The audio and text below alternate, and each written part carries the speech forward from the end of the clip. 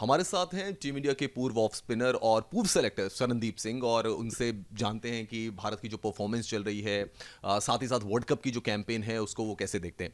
शरण सर, आजकल तो आप लीजेंड्स लीग में लगे हुए हैं। सबसे पहले तो ये बताइए इसका कॉन्सेप्ट कैसा है और कितना, क्योंकि लोगों में काफ़ी पॉपुलर हो रहा है ये चीज़। नहीं, काफ़ी बेहतर है क्योंकि जो कुछ प्लेयर खिलाड़ी जो लेजेंड्स हैं जो काफ़ी समय पहले खेलना छोड़ चुके हैं, और जो काफ़ी खिलाड़ी जो हमारे फैंस हैं जिनके बड़े फेवरेट्स हैं लाइफ टाइम, जिनको सालों से हम फॉलो करते हैं, मेरे जैसा फॉलो करता है, मतलब मुथाया मुरलीधर है हमारी टीम में, मैं उसको देखता हूँ अपने करियर में जब मैं यंग था। आज जो हमारे साथ है खेल रहा है उससे काफ़ी चीज़ें सीखने को मिलती हैं। और जब ये ग्राउंड में उतरते हैं तो फैंस अपने पुराने जो हीरोज़ होते हैं उनको देख के और उत्साहित हो रहे हैं। और जैसे अब मैचेस देख रहे हैं, बड़े ज़बरदस्त मैचेस हो रहे हैं जो कलकत्ता में हैं, लखनऊ में हमने देखे मैचेस, और किस तरह से आज भी अपना क्रिकेटिंग करियर ख़त्म करने के बाद भी कितनी इस तरह से लड़ रहे हैं, अंदर मैचेस खेलते हैं, मैं देख रहा हूँ, काबिल तारीफ़ है। मुझे लगा था कि एक टाइम बाद बड़े प्लेयर जब खेलना छोड़ देते हैं तो फिर वो एक ऐसे कैजुअली आते हैं, उनको कुछ इतना फ़र्क नहीं पड़ता। बट यहाँ तो प्रॉपर टीम मीटिंग्स हो रही हैं, प्रैक्टिस सेशंस होते हैं सारे, और वो लड़ते हैं खेलने के लिए, प्लानिंग की जाती है कि हमें कैसे जीतना है। आई थिंक ये जो चीज़ें जब सामने आती हैं तो लोग इन्जॉय भी करते हैं और ये चीज़ें ज़्यादा हिट भी होती हैं। सरन सर, आप क्योंकि सिलेक्टर भी रह चुके हैं, और अगर हम टीम इंडिया की बात करें, लगातार हम 170 प्लस का भी स्कोर बना रहे हैं। इनफैक्ट फर्स्ट ओडीआई जो हम फर्स्ट टी20 जो हमने ऑस्ट्रेलिया के अगेंस्ट खेला उसमें 208 रन भी बनाए, लेकिन कहीं कमी रह जा रही है हमारी बॉलिंग में। हम 208 भी डिफेंड नहीं कर पा रहे हैं। काफ़ी समय से देखते आ रहे हैं कि टीम में काफ़ी ज़्यादा चेंजेस हो रही है, एक 11 पूरी तरह कभी खेलती नहीं है। और अगर हम गेंदबाजी की बात करें तो फास्ट बॉलिंग बहुत ज़्यादा चेंजेस होती हैं। एक समय पे मोहम्मद सिराज ऐसा लगा था कि हमें एक न्यू न्यू फाइंड मिल गई, जो तेज़ गति से डालते हैं, अच्छा विकेट देते हैं। अब उनका नाम पिछले 6 महीने से सुनने में नहीं आ रहा। फिर उसके बाद प्रसिद्ध कृष्णा आए, वो नहीं हमें दिखा इस टाइम कहाँ पे है। फिर आवेश खान को आप लेके आए, एशिया कप में खिलाया, मार बढ़ गई। लेकिन आपको एक गेंदबाज को उसको सपोर्ट करना चाहिए, उसको आगे तक लेके जाना चाहिए। तो बहुत सारी चेंजेस अभी आवेश खान देखें थे सीरीज़ में नहीं मिल रहा। अब आपके पास अर्शदीप और बुमराह है जो कि काफ़ी समय से ठीक अच्छी गेंदबाजी करते आ रहे हैं। बुमराह को तो आप हटा ही दीजिए, वो तो है ही सबसे बेहतर दुनिया में, उसको एक छोड़े। हम बाकियों की बात करें तो भुवी ने कमबैक की, कुछ समय से अच्छी गेंदबाजी कर रहे थे, लेकिन क्या होता है स्लॉग में भुवी के पास अब वो पेस नहीं बची है। लेकिन आपके पास वो फास्ट बॉलर भी नहीं है टीम के अंदर कि जो आके 16वां 18वां और 20वां ओवर में आके गेंदबाजी कर सके, वहाँ आपको थोड़ी सी गति चाहिए। भुवी को रन लग रहे हैं, लेकिन वो भी उतना एक्सपीरियंस भी है, शुरू में भी अच्छी गेंदबाजी करता है। भुवी तब एक्सेप्टेबल होता है जब वो बुमराह के साथ खेल रहा था, क्योंकि एक एक्सपीरियंस गेंदबाज होता है जिसने 18वां और 20वां ओवर आपके लिए डालना है। अगर आपको 17वें में 19वें रन लग भी गए तो आपको पता होता है कि वो आके उसको कवर कर सकता है। तो वो जो है वो मिसिंग हो रहा है कहीं ना कहीं। और बीच में क्या हो रहा है, जो स्पिनर्स होते थे तो विकेट लेते थे, अब रविंद्र जडेजा नहीं है, फील्डिंग बैटिंग बॉलिंग तीनों का उसका फ़र्क पड़ गया। अक्षर पटेल आए, अच्छा चिप इन किया, बट उसमें देखें कि एशिया कप से अभी तक चहल आपके लिए अच्छा प्रदर्शन नहीं कर रहा। वो बीच में विकेटें नहीं ले रहा और रन भी बहुत ज़्यादा दे रहा है। पिछले मैच में देखा था इजी रन से आराम से मार पड़ती आ रही थी। जब आपके मिडिल ऑर्डर में विकेटें नहीं गिरती हैं तो चेस कितना भी बड़ा और स्कोर हो वो आराम आराम से चेस होता है, और ऑस्ट्रेलिया ने उसको एक ओवर पहले ही चेस कर दिया। अ, एक चीज और कही जा रही है, बहुत सारे क्रिकेट एक्सपर्ट ही कह रहे हैं। अभी मिचेल जॉनसन ने भी रिसेंटली कहा कि इंडिया ने एक स्पिनर ज्यादा रखा हुआ है और एक पेसर कम रखा हुआ है। आप कैसे देखते हैं, 3 स्पिनर्स को लेकर हम वर्ल्ड कप में जाएंगे?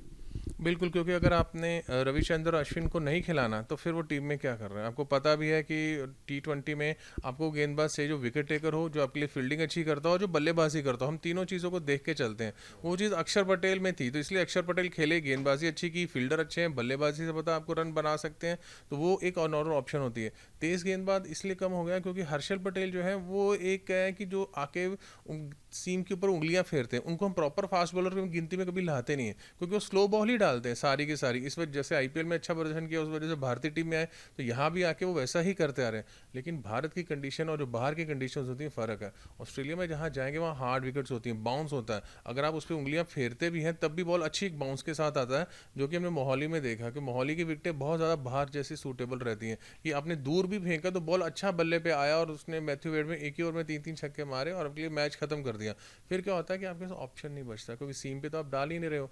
अब आपने वेट कर रहे हैं कि मोहम्मद शमी जो इतना सीनियर गेंदबाज है, टेस्ट मैच हो वनडे इतने सालों से अच्छा प्रदर्शन करता रहा है, गुजरात को आईपीएल जिताया उसने वन साइडेड, सबको पता है कि उसका बहुत बड़ा हाथ था एज ए तेज गेंदबाज, वो स्टैंड बाई में क्या कर रहा है मुझे वो समझ नहीं आ रहा है। अगर आप उसको नई स्कीम ऑफ थिंग्स में रख रहे तो स्टैंड बाई भी नहीं रखना चाहिए था उसको। मुझे लगता है काफ़ी कहीं ना कहीं एक इंसल्टिंग सा लगता है मोहम्मद शमी के लिए कि इतना सीनियर गेंदबाज वहाँ पे क्या कर रहा है। अभी कोविड नहीं हुआ, चलो हो गया उसको कोविड, अगर होता तो शायद टीम में आता। उसकी बजाय भी आपने फिर क्या किया, उमेश यादव को इंग्लैंड से यहाँ वापस बुलाया, जो कि 3.5 साल के बाद अपना T20 का पहला खेल रहा है। आप आवेश खान को वापस बुला सकते थे, एक सीरीज ही तो मार खाया है। अगर आप किसी को सपोर्ट करो यंग फास्ट बॉलर को, 1 2 3 सीरीज उसे बैक तो करो। अब आपको आवेश खान को भी नहीं पता है कि मैं वापस नहीं आऊँगा, सिराज बाहर हो गया आपका, प्रसिद्ध कृष्णा आपने बाहर कर दिया स्कीम ऑफ थिंग्स से, उमेश यादव आए उनको मार पड़ी, अब जब बुमराह और हर्षदीप आ जाएंगे तो उमेश यादव भी बाहर हो जाएगा। तो एंड ऑफ द डे आपके पास बच्चा क्या? बेंच स्ट्रेंथ तो है ही नहीं, फास्ट बॉलर आप एक कौन सा है? अगर इनमें से कोई इंजर्ड होता है, अभी 5 T20s और अभी तो एक हुआ है, उसमें से कोई फास्ट बॉलर अगर दोबारा कोई इंजर्ड हो गया तो अब आप फिर आप किसको गेम में वापस लाएंगे?